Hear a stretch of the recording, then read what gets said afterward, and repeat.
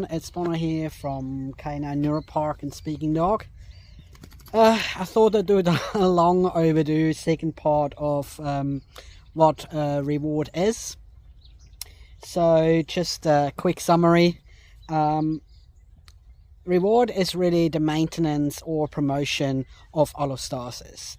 And allostasis, if you read some of my posts or seen some of my other videos, allostasis, that's what the scientists call the name for metabolic regulation that the brain does predictively. So the brain's main job, apart from supporting its own dynamic, is to provide for the needs of the body before those needs arise. This is very efficient and very effective and much less costly than having to provide for needs right when you need it to get away from something or fight for something. So when we look at Neuropark and when we talk about reward, it's not just about food rewards or drinking, like having water available and things like that. So rewards can be really anything from, well, going to the toilet, so pee and poo, but also other things that are beneficial to metabolic regulation. One is really social interactions that are positive, and that doesn't necessarily have to be with another dog. It can simply be sniffing out the scent that are left behind by other dogs or other animals. Or the interactions with other humans, etc. But also the simplistic need, the intrinsic need to just go out and explore and find something like a bunny hole, mice that are hiding between grass, etc. Finding these things and looking for them can be very, very beneficial to not just the system of the body, but how the animal feels, so the mood itself. So at Neuropark, we can really draw at these intrinsic needs that lead to behavior outputs, and these different cycles between the preparatory behaving, so exploring things, and then cycling through to consummatory behavior, which are eating, drinking, grooming, pooing, peeing, all the things that we think that or call rewarding. And so what I simply do when I'm here, for example, with a consultation, especially with dogs that are so-called anxious or reactive, aggressive, or whatever words people use, is we get to Neuropark and then we open the gate, close it, dog goes off the lead, and the dog is left to itself, to just behave. We are there just to observe. And through those observations, we can get clues what the needs are that the dog is trying to fulfill. Now, for most dogs, they will straight go to the maze and just try to sniff around to explore new situations. But you can have other dogs that are a bit more anxious or don't have as much confidence, and then kind of like stay to the fences and really put their attentions out of the fences and look for movements and then maybe bark at those movements, etc. And I just want to remind everybody that barking can be, it has affordance. So it's not just doing because the dog is reactive. Barking is very effective to be used to try and make something move, to kind of like find out, is that what I expect the sensory input to be? Is it another dog, or is it a mouse or a bunny, things like that? So these behavior outputs, they don't have one they don't just do one thing. They can be used in many different ways. That's really what affordance means in this context. So in that situation, that is very costly. So learning is very costly as well, but learning is beneficial over time, right? It can lead to rewarding situations. So it can lead to benefits for energy regulations, while being worried about something is more costly over time.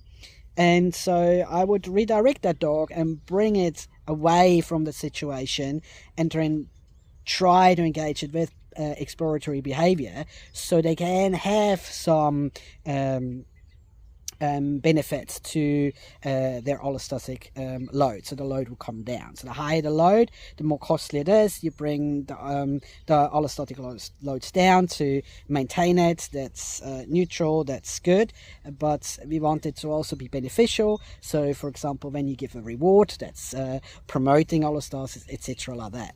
So just put it back to what the dogs are doing.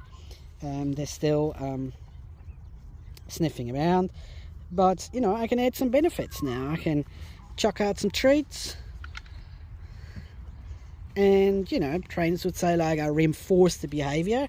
The behavior is already there. The behavior is the output.